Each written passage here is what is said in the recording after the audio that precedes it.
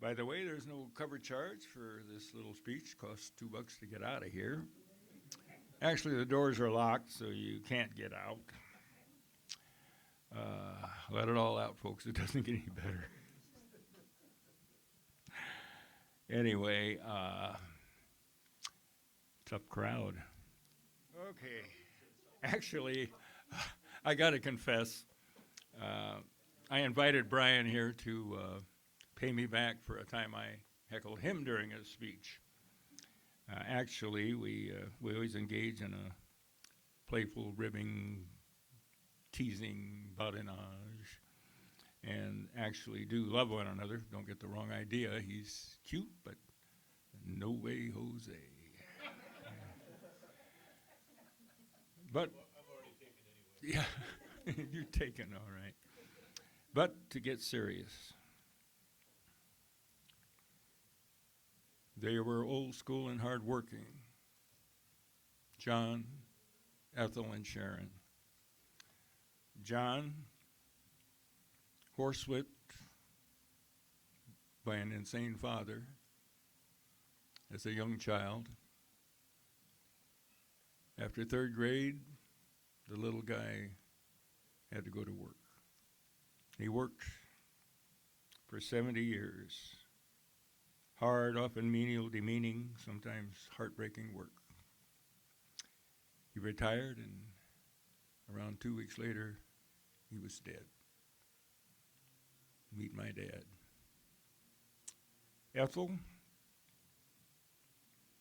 went without food, so her young child could survive as the Great Depression of the 30s raged and did its horrendous dance across nation and planet. Sharon, with a husband on the road most of the time during the debilitating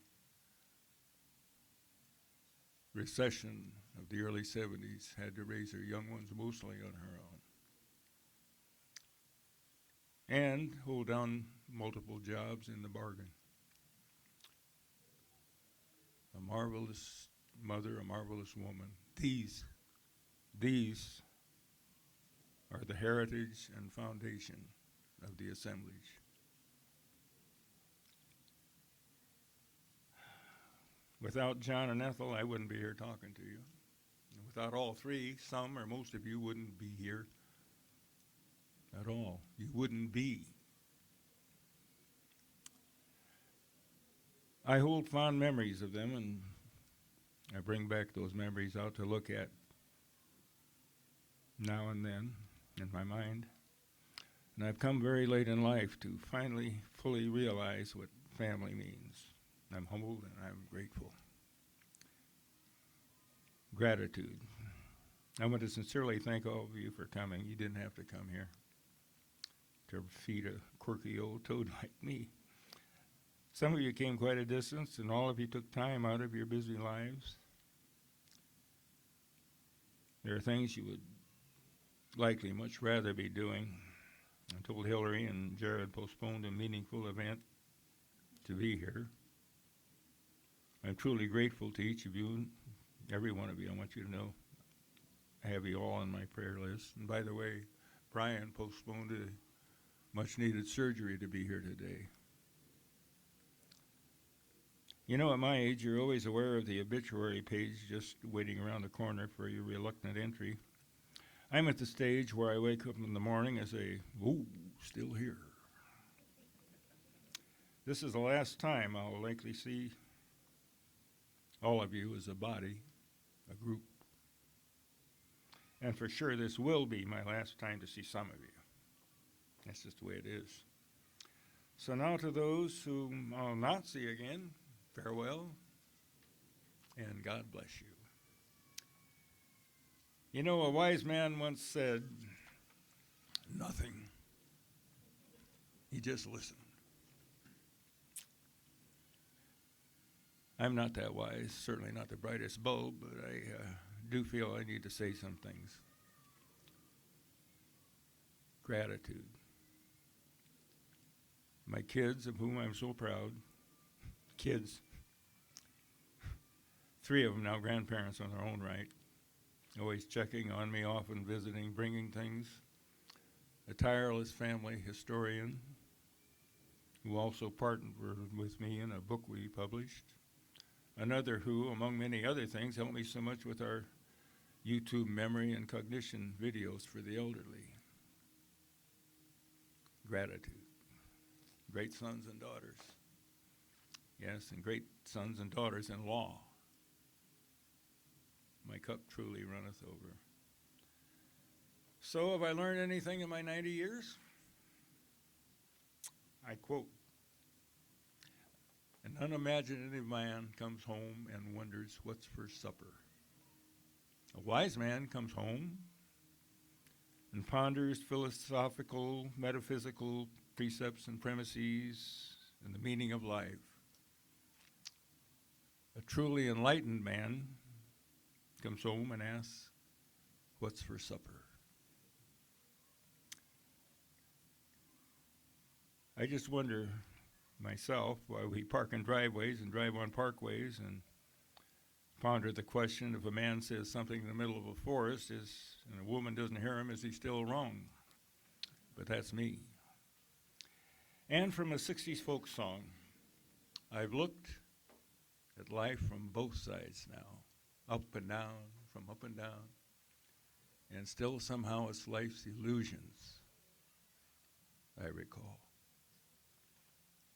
I really don't know life at all. So I look around at this little eclectic sea of faces, no sage eye. But I've learned to cherish family. Lincoln spoke of the better angels of our natures. And I see here you all a small island of insanity, half the time, sanity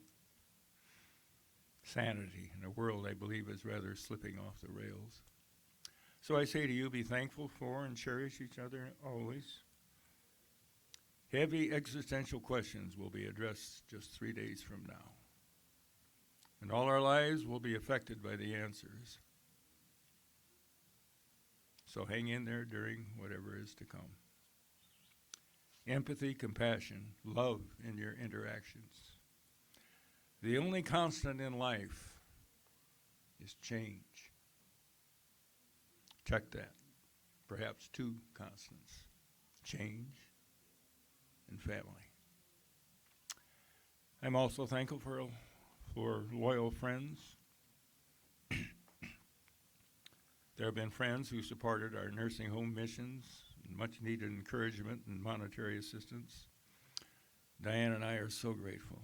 Speaking of, Diane is my star, my hero, soulmate, tireless caregiver, and caretaker, and best friend. Great to be able to say something like that about your marriage partner. By the way, I've become a person of faith after years of agnosticism, and I know some of you have as well. For those of you who have, I just encourage you to take it seriously. Faith is something more than just believing something. Make your faith a verb, an action verb, as much as you can. I've likely failed more often than I've succeeded. Maybe you'll do better. For those of you who have no faith, I'm not going to proselyte or try to convince you of anything. I know better than that. If I were to stand on a corner with a sign that says, if you found Jesus, somebody would say, I didn't know he was lost. I remember 2 billboards when I was a youth. One had a sign that said, Jesus saves, and under it said, at First National. My favorite one was a big old sign on Saddle Creek. A giant Jesus, his arms outstretched, and Jesus is coming. And under it said, have a hamburger while you're waiting at Chumley's. At Chumley's, yeah. While you're waiting, have a hamburger at Chumley's. So to those of no faith, I'll only ask and pray that you will at least explore with an open mind and heart the possibility of Christianity. Never make the mistake of confusing Christians with Christianity. I've known atheists who are far better people than some Christians I've known. If Christianity is wrong, it's the biggest humbug and hustle since the dawn of man. Simple as that. If it's right, and I believe it is, it offers nothing less than an eternity of bliss. You would be foolish not to check it out. And whether you have faith or not, and as busy as your life is, you will find some rewards in giving some of the time you do have to doing a bit of volunteer work or visiting some lonely soul in a care home. You can contribute to a worthy cause. I know some of you already do these things. I encourage the rest to do the same. You'll not be disappointed. I hope you're smelling what I'm selling or feeling what I'm dealing, whatever.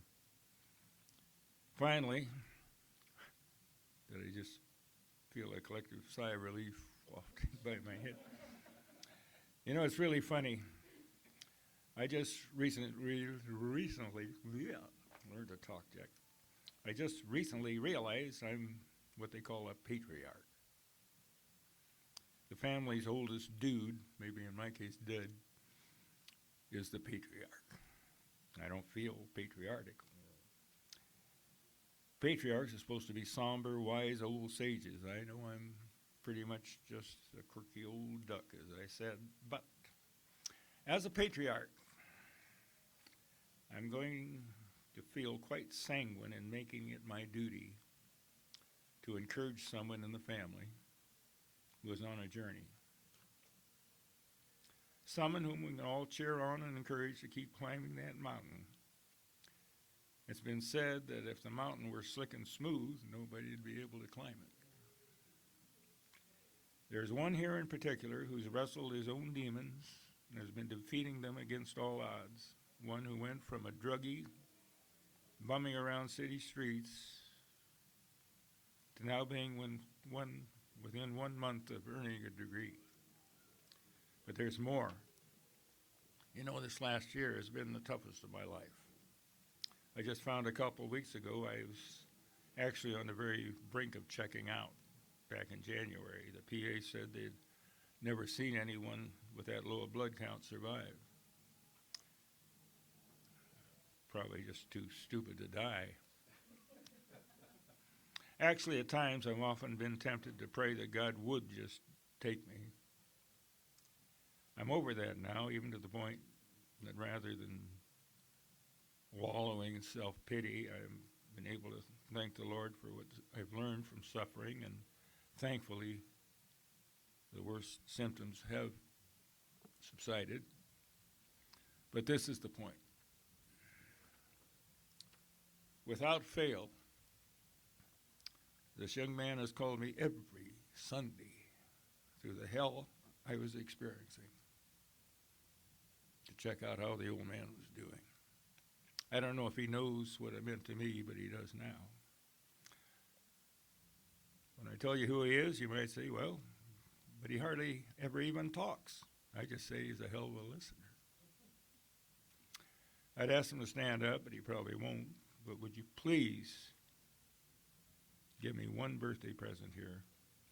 Just join me in giving a big round of applause for a grandson who's conquered his demons big time, has truly gone the extra mile for his old gramps, and is an example to all of us of never giving up. Grandson extraordinaire, Gary Prohaska.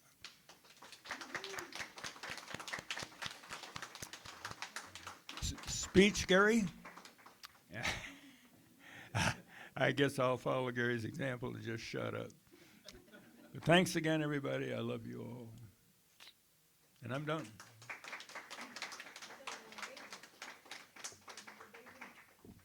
Well, said what?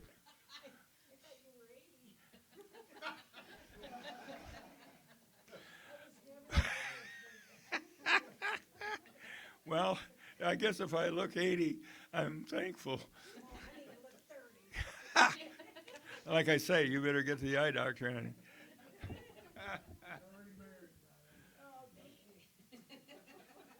Now I'm ready to eat.